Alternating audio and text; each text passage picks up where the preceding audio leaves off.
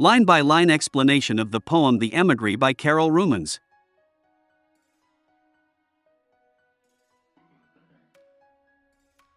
Line 1. There once was a country. I left it as a child.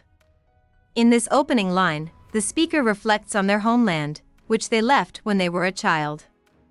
The use of once suggests that the country may no longer exist in the same form, either due to political changes, war, or other forces. The speaker's departure as a child adds a sense of distance and nostalgia, framing their memories as being formed in a time of innocence and youth. This also sets the stage for the emotional tension between the idealized homeland of their memories and the reality they face now. Line 2. But my memory of it is sunlight clear. The speaker reveals that, despite leaving their homeland in childhood, their memory of it is vivid and clear, like sunlight. The phrase sunlight clear evokes a sense of purity and clarity, suggesting that their recollection is untainted and idealized. The use of sunlight also implies warmth, positivity, and an almost perfect vision of the past. This clarity of memory contrasts with the speaker's current distance from the homeland, emphasizing how powerful their early impressions are. Line 3. For it seems I never saw it in that November. Here, the speaker reflects on how they never witnessed their homeland in a darker, perhaps more difficult time, symbolized by the November. This line suggests that the speaker left before experiencing the struggles or hardships that the country might have faced, such as war, political unrest, or economic decline. The use of it seems implies that the speaker has no direct memory of this hardship, reinforcing the idea that their childhood memory is one of innocence and brightness, untainted by the later realities of the country. Line 4, which, I am told, comes to the mildest city. The speaker indicates that they now live in a mild city, one that is calm, gentle, and perhaps sheltered from the intense political or social turmoil that the homeland might be experiencing. The phrase I am told introduces a sense of separation between the speaker and their homeland, highlighting that their understanding of the situation is secondhand, based on reports rather than personal experience. This shows the distance that has grown between the speaker and their past, both physically and emotionally. Line 5. The worst news I receive of it cannot break. Despite hearing negative news about their homeland, the speaker claims that it cannot alter their view of it. The worst news, whether it is related to war, oppression, or suffering, does not change their idealized memory of the place. This suggests the resilience of the speaker's emotional connection to their homeland, as well as their determination to hold on to their personal vision of it, regardless of the harsh realities reported by others. Line 6. My original view, the bright, filled paperweight. The original view refers to the speaker's unchanging, idealized memory of their homeland. The metaphor the bright, filled paperweight suggests that their memory is both vivid and heavy, something that is permanent and inescapable. The bright part echoes the earlier description of the memory as sunlight clear, reinforcing the notion that the speaker's mental image of the country is filled with light and positivity, even if the reality has changed or deteriorated. Line 7. It may be at war, it may be sick with tyrants. The speaker acknowledges that their homeland might be experiencing hardship, such as war or tyranny, but this knowledge does not affect their memory of it. The use of it maybe shows that the speaker is uncertain, relying on second-hand information rather than direct experience. These phrases introduce the idea that, while the country may be struggling in reality, the speaker's memory remains unshaken and idealized, separated from the present suffering. Line 8. But I am branded by an impression of sunlight. The phrase branded by an impression suggests that the speaker's memory of the homeland is indelible, permanently etched into their identity. Sunlight is again used as a symbol of purity, warmth, and clarity, reinforcing that the speaker's vision of their homeland is one of innocence and beauty, uncorrupted by time or the difficult realities that may have followed their departure. This line emphasizes how deeply the speaker's idealized memory has influenced their sense of self and continues to shape their identity. Line 9. The white streets of that city, the graceful slopes. The speaker now provides a specific image of the city in their memory, describing white streets and graceful slopes. These details evoke a sense of beauty, cleanliness, and order, highlighting the idealized, almost perfect vision of the homeland that the speaker holds. The words white and graceful further enhance the purity and elegance of the memory, portraying the city as a place of harmony and peace. Line 10, glow even clearer as time rolls its tanks. Despite the passage of time and the possible violence or conflict, tanks, the speaker's memory of the city glows even clearer. This line suggests that, as time passes and the external world becomes more tumultuous, the speaker's mental image of their homeland becomes even more vivid and distinct. The tanks could symbolize the destructive forces of war or conflict, but the speaker's memory remains unaffected, continuing to shine brightly in contrast to the darker events unfolding in the country. Line 11, and the frontiers rise between us, close like waves. This line symbolizes the growing distance and separation between the speaker and their homeland. The frontiers represent physical, political, or emotional barriers that rise up over time. The comparison to waves suggests that these barriers are constant and overwhelming, washing over the speaker and making the homeland feel increasingly distant and unreachable. The imagery of waves conveys a sense of inevitability and the relentless passage of time and separation. Line 12, that child's vocabulary I carried here. The speaker mentions that they have brought with them the language of their childhood, a vocabulary that represents the way they once understood and related to the world. This phrase suggests that the speaker's connection to their homeland is not only emotional but also linguistic. Their childhood language remains with them, but it also highlights the difficulty of maintaining a sense of identity in a foreign land, where that vocabulary might no longer fully serve them.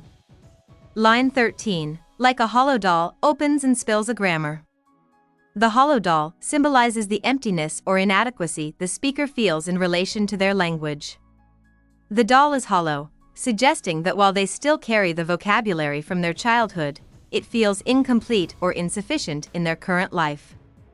Spilling a grammar suggests that the language they brought with them is spilling out in an uncontrolled or fragmented way, highlighting the disconnection between the speaker's past and present self.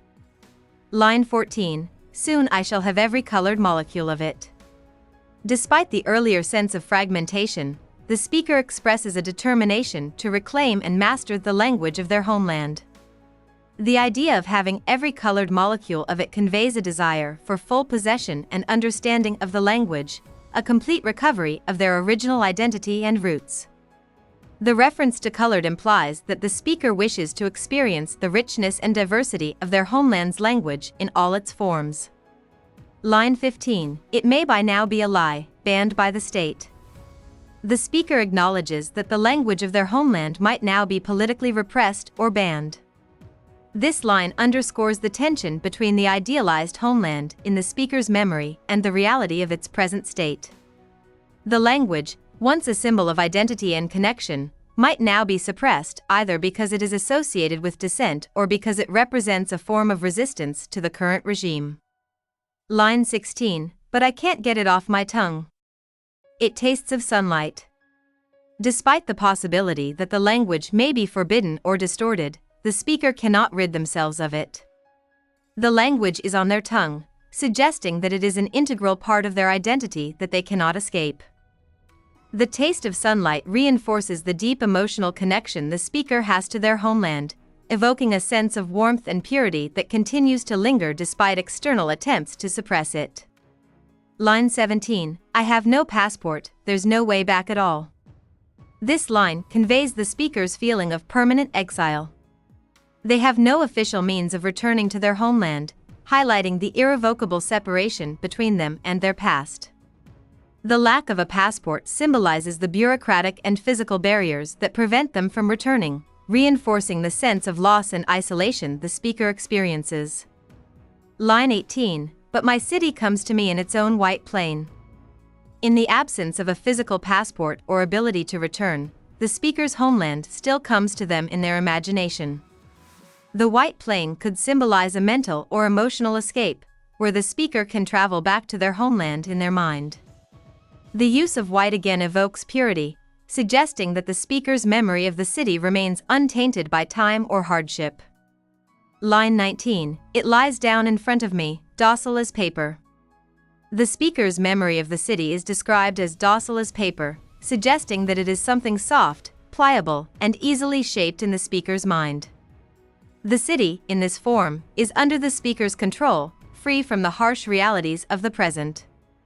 It is also fragile, like paper, which suggests that this idealized vision could be easily torn apart by external factors, such as the harsh truth of the country's current situation.